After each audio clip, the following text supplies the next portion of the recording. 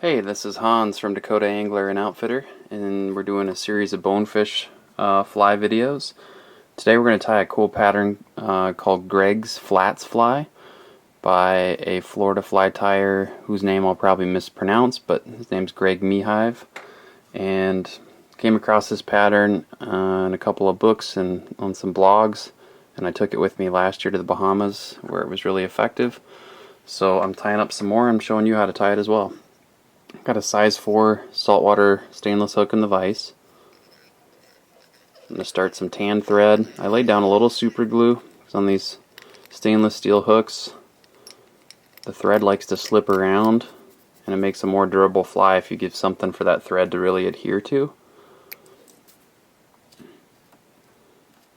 And we'll go back towards the eye with our thread and give ourselves a little bit of room here. So we got to tie in our bead chain. We're going to give ourselves just a nice little space here at the front so we leave room to finish the fly.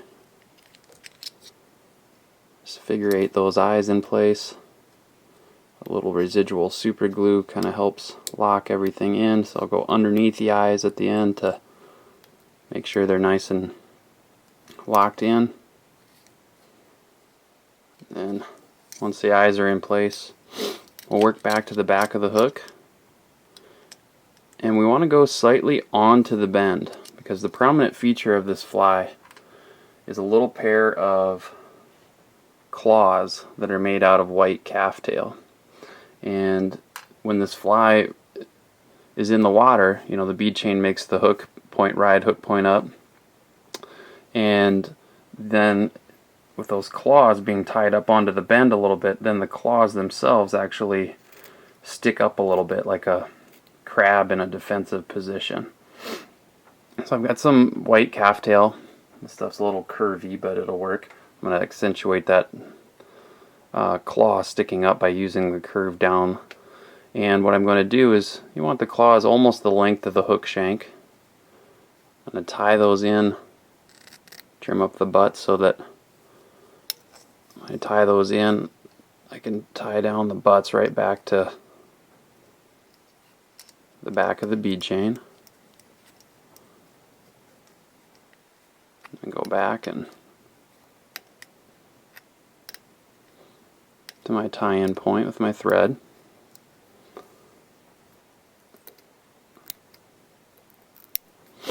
Now that we're at the back here, we will take and divide that calf tail into two clumps. And what we're going to do, once we've got that divided into two clumps, try to make them as even as you can. And I'll just kind of do a loose figure eight to start.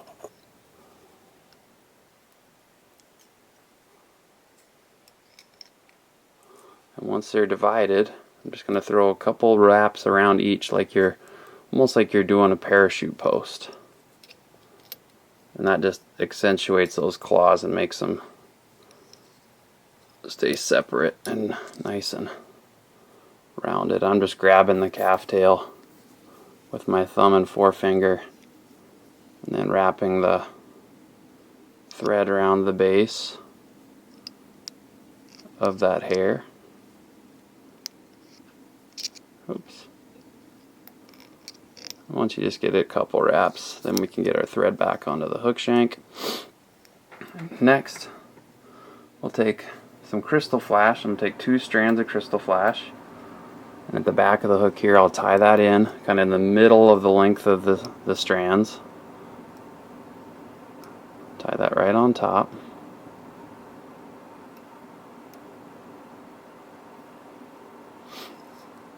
Fold the near side over. So we've got 4 strands now once that's folded over. And then we're just going to mate 2 strands of the crystal flash on the near side with the calf tail claw just by putting a post wrap around. Maybe 2. There we go. And do the same thing on the far side. Mate that crystal flash to the claw. This is the trickiest part of the fly. It takes a little longer to do than all the other parts, but It's worth it. There we go.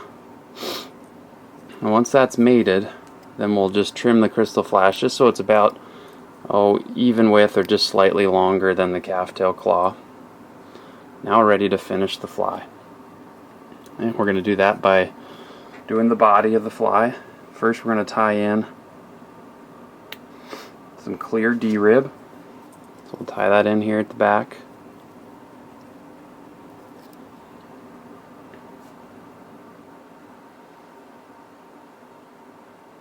And we'll tie in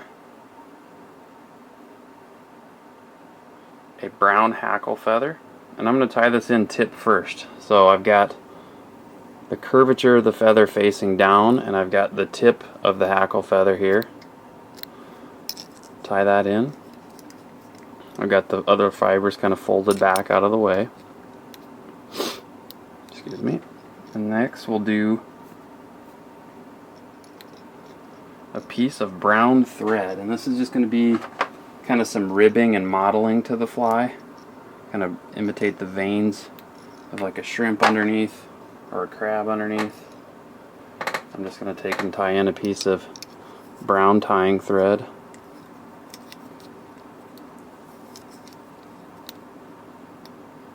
There we go. And next we'll tie in a few strands of crystal flash, or you could use pearl tinsel here as well. Piece of Flashabou. And then we'll advance our thread right behind the bead chain. And so first, I'm going to wrap that crystal flash. This will just give some iridescence to the fly.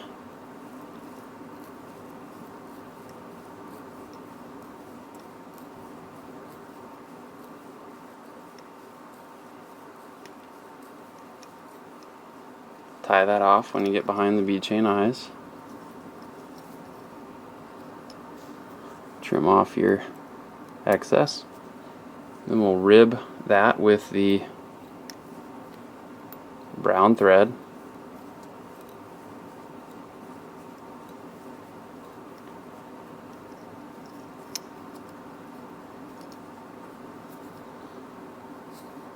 Trim off your excess brown thread. Then wrap your D-rib. And with the D-rib, you don't have to wrap these in really tight wraps, meaning you can space out the wraps a little bit. And what you'll do there is leave little gaps for the hackle to sit down in. Get our D-rib up to our thread, tie it off.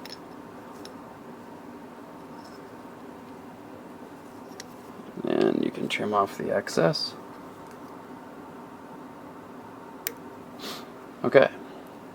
And last but not least, we'll wrap our hackle forward, just kind of following those little trenches that we left with the D-rib.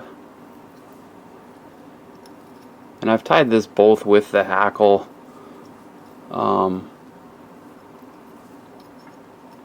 tied in by the tip and by the butt of the feather. I don't know how much of a difference it makes.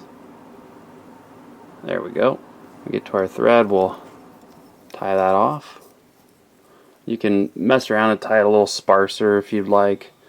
Not as much hackle. Or this is pretty full like this, dress pretty full. Trim off our excess.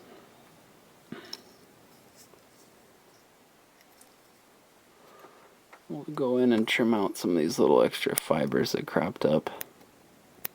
There we go. And we'll just kind of figure eight around the eyes a couple of times, covering up any of those loose material ends that we had crop up on us. Build a small little head at the front and do our whip finish.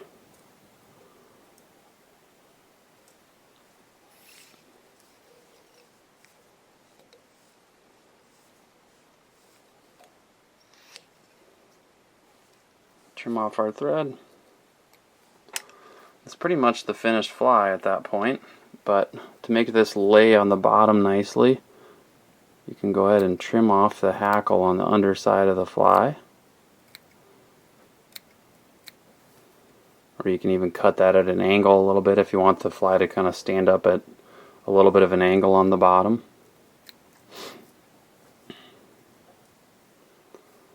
And then, just to make sure that that hackle doesn't go anywhere, you can take some head cement and finish the fly by putting some head cement on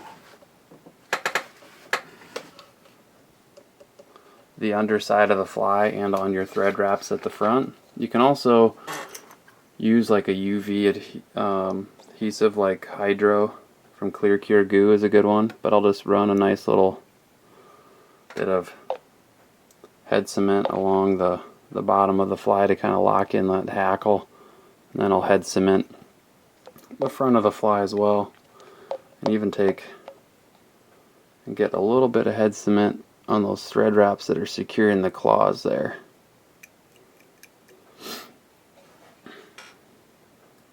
Roll that over, and I'll put just a little more cement on the front of the fly as well, just to make sure those thread wraps are really locked in. Make for a much more durable fly. So there you have Greg's Flats fly. And at the end you get, if you've done it right, some nice little claws that stick up. And then a cool kind of translucent but segmented body. Great little pattern. Did well for me in the Bahamas last year, and I'm taking plenty with me again this year. And you can tie, like I said, the claws either in white or tan, and you can mess around with body color a little bit if you like, but this version seems to work quite well. I've seen a version online that has orange barring with some orange thread underneath.